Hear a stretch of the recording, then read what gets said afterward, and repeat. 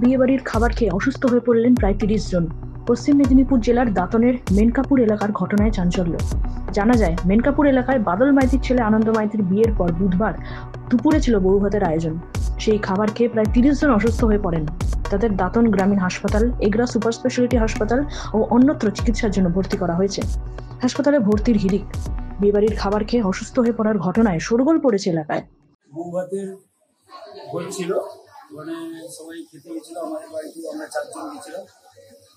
খাওয়ার পরে ঘন্টা দেড়েক পরে আমাদের ঘরে একজন সদস্য বমি শুরু করে, 2-3টা বমি হয়। সেখানে পাশের গ্রামের ডাক্তারকে আমরা দেখিয়ে ইঞ্জেকশন দিয়ে যায়, কিন্তু তার শ্বাসকষ্ট শুরু হয়। হ্যাঁ, এবং শ্বাসকষ্টের সঙ্গে সঙ্গে আইঢাই করে। হ্যাঁ, তারপরে একটু মাঝখানে ভালো হয়েছিল, তারপরে সন্ধ্যার দিকে আবার সেই একই রকম শুরু হয়।